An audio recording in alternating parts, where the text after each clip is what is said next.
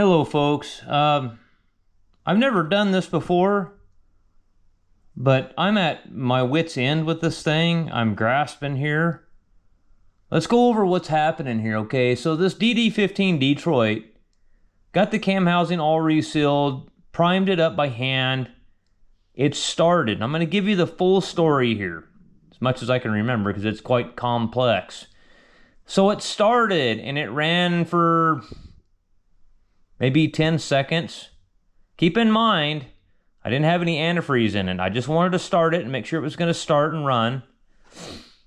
So that was my first mistake, is I didn't have any antifreeze in it. Because this one's set up to where it shuts it down. I did not know that. So anyways, it shut off, and then I went back and checked and everything. Here's another thing that I did. I think this thing's... I'm sorry this is such a...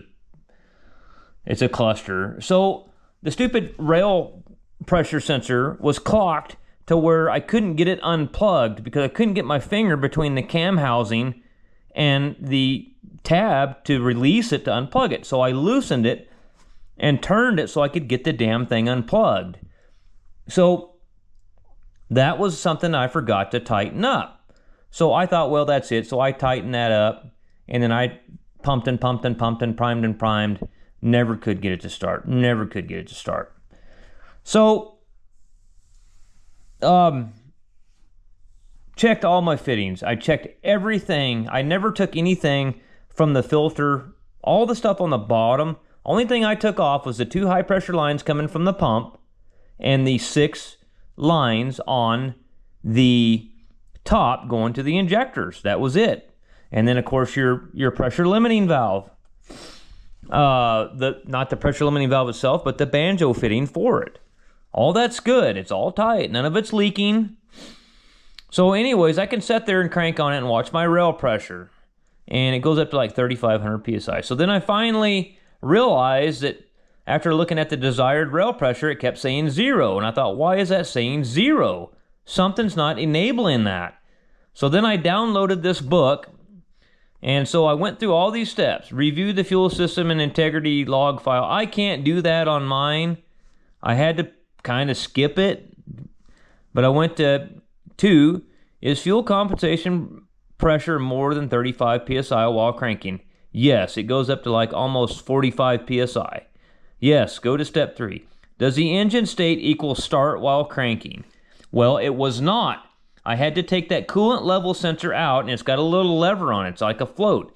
And I basically turned it upside down because this was saying engine stop all the time. So I got that to where it says engine start.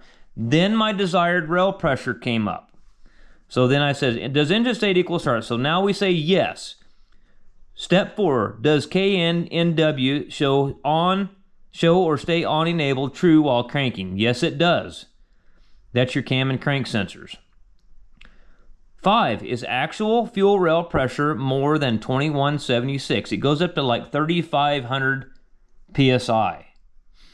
So, yes. So then I went, so if you go yes, go to step 6. Is actual fuel mass more than 0 milligrams? No, it stays at 0 the whole time while cranking on it, with rail pressure at 3,500 PSI. So then you go to step 7. Or no, you go to, so if you say no, you go to step 8, you skip step 7. Is desired fuel rail pressure more than 2176 PSI?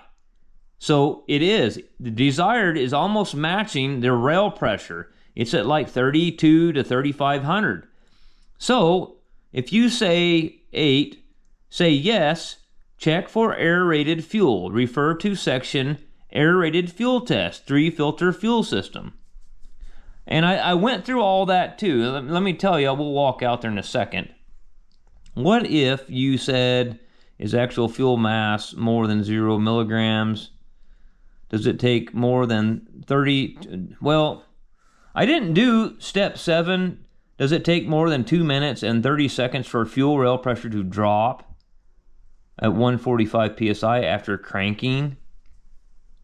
I didn't really look at that because, you know, I was following the tree here. So, yes, replace the fuel injectors.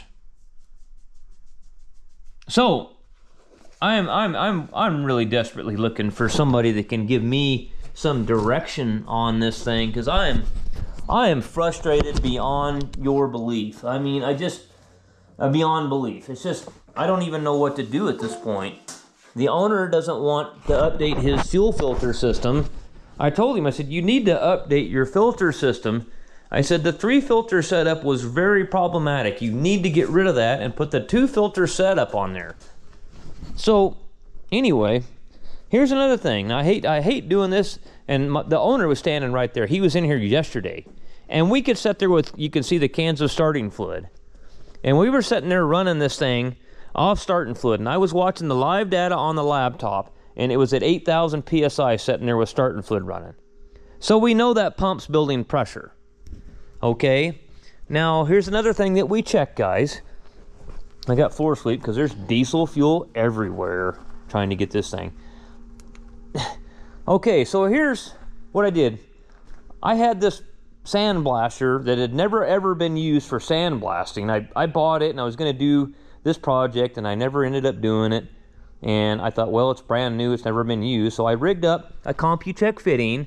I looked down inside there and it was clean because it was new, it's never been used. And I poured 10 gallons of fuel in it. And I pressurized that.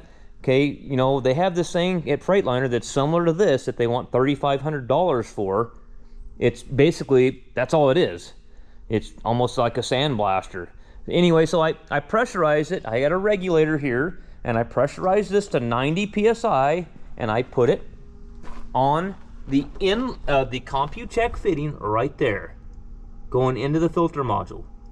Still wouldn't run, still wouldn't start. So then I even put this bucket on there, and I was sucking right out of the bucket, and I put a hose right to the inlet while I had 90 PSI on the CompuCheck. Still wouldn't start.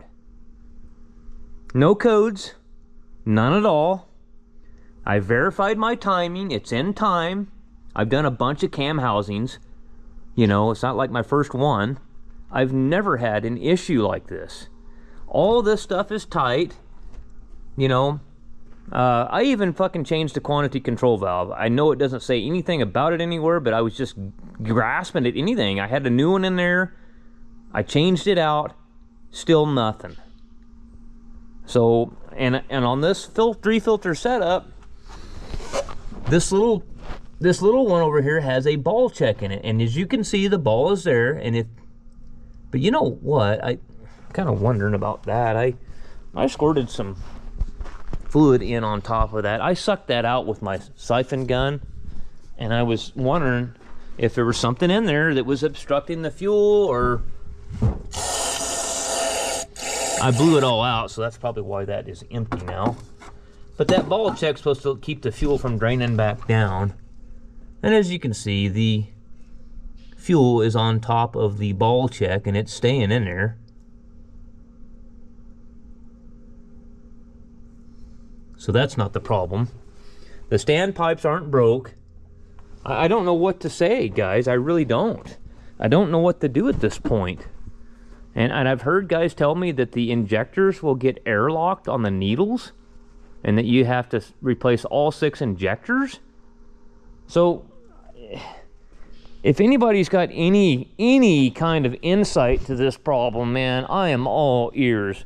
Leave a comment, and for those of you that, and I'm serious about this. I know I was telling people not to call me, but if you're serious and you're actually really knowledgeable about the DD15s and the fuel system, feel free to call me. Okay? So that being said, I called the owner and I said, listen, I said, I've been on this for 3 days trying to get your truck started. I said, I've got guys with your shit broke down that are about ready to hang my ass because I haven't done anything to anyone else's stuff but yours. I can't work on it for a couple days. I got to get some other shit done. And he says, well, I'm losing loads. I said, well, tow the fucking thing somewhere else then. I don't know what to tell you, man. I'm trying. So, anyways, any help would be greatly appreciated. Thanks.